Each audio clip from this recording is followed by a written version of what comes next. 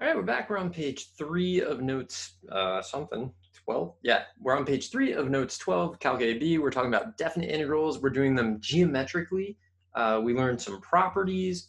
We're going to find out, or mostly like practice them now, I guess.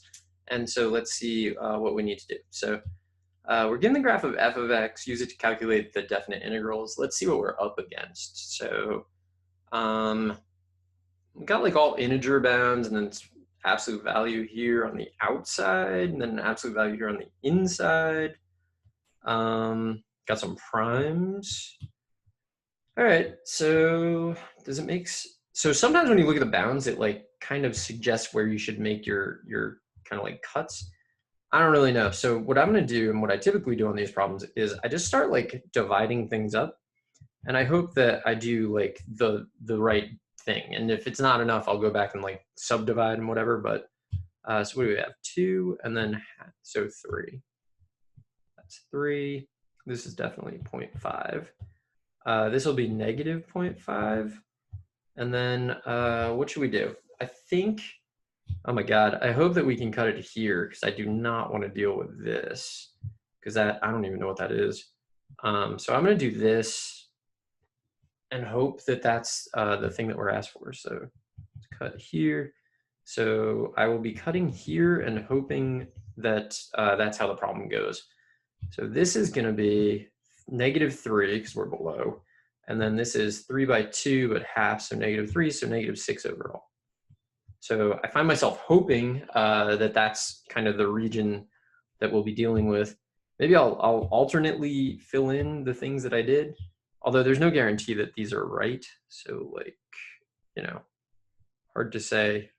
So that's 3, and then this -0.5, and then the next one I'm going to do, I think, is going to be this, which hopefully is a region that we need to deal with. And then the next one I'll deal with, I think, is this. And then this, I think I'll try to cut here. So these are going to be the regions. So I hate that. I like to do it in one shot so it doesn't like double over itself. I was hoping this would like snap to a shape. No such luck. It should do like the like Microsoft Paint, or if I just do like the edges, I can like tap and have it fill, which like for all I know is a thing. I don't know. I've not investigated that. Should definitely be a thing though. So maybe it is. There. I'm hoping this is the most questionable region. I could imagine being asked more about this. All right. So far this is like coloring tutorial, which it's not really far off, to be honest. Because like you just do some geometry. If you have a younger sibling, you could have them find the areas of these for you, perhaps. I wish that I had someone to do this for me. I actually did a crazy thing, which I will show you when we get to it. I created this function in GeoGebra and set it up so that it can like check our answers for us, because I feel like that's going to be something we need. What are we doing here? So 1 and then half of -2. So overall, this whole region is -2, -0.5. This is 1 by 3, but half. So 1.5. We're doing decimals. This is 6. And then this will give me 1. So 7. And then this is going to be 4. And then 2. So 6. All right, let's hope. I mean, I could imagine dividing this into or this into, whatever. Let's just do the problems and see. So we have a lot of things set up, so we should be able to like do this. So we want to go from -6 to -3. All right, -6 to -3 is here to here. We're going left to right the whole way through, so that's just going to be 3 plus 0.5. 3 plus 0.5, so 3.5. All right, hopefully that's right. -6 to -2. So we're going from left to right. That's good. We go 3, then we pick up 0.5, then we lose 0.5. So actually from -4 to -2, if we find the definite integral of that, or if we integrate from -4 to -2, we'll just get 0. So this, I'm going to write it out as 3 plus 0.5 minus 0.5. but you could really just say it's 3. And then kind of like nothing happens from, well, not that nothing happens. You move 0.5 units to the right, then 0.5 units to the left. Your displacement from -4 to -2 is 0, which is why you get just 3, what you accumulated from -6 to -4. But that's okay. -4 to -2, literally the next question. So that's going to be 0. That's 0.5 minus 0.5, which is 0. Graphically, you want to get used to looking at that, like symmetric regions. It's kind of like this function is odd. If it were a function only defined between -4 and -2, it would be odd about the point -3. There's this odd symmetry happening right here. So you do expect to get 0, and you do, which is okay. -6 to -4. Did we not do these already? That's just going to be 3. And then that, I guess, is kind of connecting, you know, if you go -6 to -4 and you go -4 to -2, that should give you -6 to -2, right? Because you can add them. So -6 to -4 plus -4 to -2 overall will be -6 to -2. So those answers kind of check themselves. Although, I mean, they're all based on the same thing, so I don't know how useful that is. -2 to 1.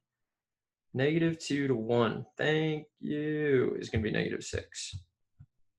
So your displacement on that interval is -6. You're either moving to the left or you're moving down, whatever. We get negative below the axis. 1 to 3. So 1 to 3, we broke up a little. 1 to 3 is going to be -2 and minus 0.5. So equals -2 minus 0.5, -2.5. 2 to 4. Did we do 2 to 4? Kind of, 2 to 4, right? So 2 to 4, you get -0.5, and then you get 1.5. -0.5, 1.5. Plus -0.5 plus 1.5 equal to 1. They're just like geometry problems. Like once you get the hang of it, it's really not that bad. 4 to 6. 4 to 6 is here, it's 7. So like we are seeing though, like 2 to 4, part of the time you're moving to the left or down, and part of the time you're moving to the right or up. So it's like, you can't just tell, like you can tell that overall your displacement ends up positive or negative. You can't really tell just by looking at the numerical value if the function you were integrating is always above or below. And that's something to kind of look out for. But here I think 4 to 6, we just get 7. It's one of the regions we found. 8 to 6. Okay, so first thing you're going to do here, 8 is bigger than 6. So I insist that you do this. This is not a proper definite integral. You should switch this,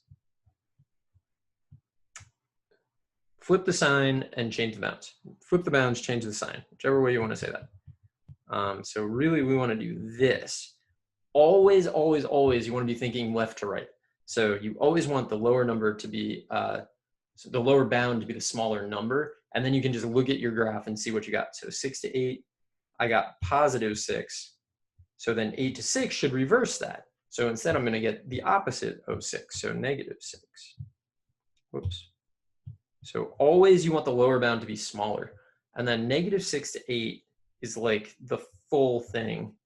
And did we, I don't know if we like, I don't believe we did enough to like just get that. So it might be, I think the easiest thing to do is to probably just think of the positives, right?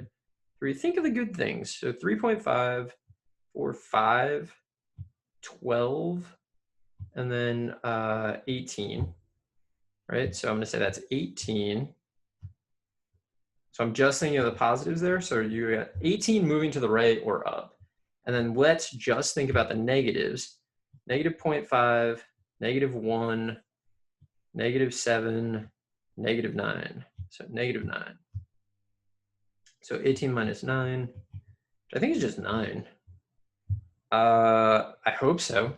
What I'm going to do, so I'm going to stop doing new things on this video. I'm going to check the answers that we already have on the GeoGebra thing. And then I'll come back in another video and do these, because the next ones are like all weird. And so we're going to GeoGebra, where I built this. And if I remember, I will put a link in the description, but I probably won't remember that. But I did save this. So like if I forget and someone remembers, you could potentially mention it and I would maybe fix it. Let's see. I got to drag some things. It's not a happy GeoGebra sketch because there's a lot going on. Let's just go all the way from -6 to 8 to begin with. 9. Things are looking good. All right, -6 to -3. I'll drag it. 3.5. We got that. -6 to -2 is 3, which we got. -4 to -2 is definitely 0. Also, this is like moving a lot more smoothly now than it was, so I don't know what that's about. -6 to -4. I feel like we already did those. 3. -2 to -2 to +1. So get you to +1, and then get you to -2. And we get -6, which we got 1 to 3. So the thing is, B should always be bigger than A, really. And then 1 to 3. Is that what we're doing? 1 to 3, -2.5. Yes. 2 to 4. So 4 is here, and then 2 is here. This, like, was this worth the time that it took to make it? Probably not, but I was really nervous that I was going to mess up a lot of these. And so, you know, that's when I put in more effort. The more anxious I am, the more work I do. I think it's like, I find it calming to do a lot of work. 4 to 6 is 7. 8 to 6. So I think that this will actually, if I move A all the way to 8, I think it'll do the right thing. It does, -6. And then we already checked from -6 to 8. That was a huge one. Yeah. So this, it's just kind of a thing. It's neat because it lets you check it. I had to build like a crazy piecewise function, very annoying. So if I do remember to link this, you should check that out and play around with it and see if you can make up some more problems on your own, whatever. Go back to the notes for 1 second and then stop the video. So here you go. These were the answers that we got. So make sure you can get those, all geometry, and not really that bad, but we'll be back in the next video to finish this page. So I will see you there.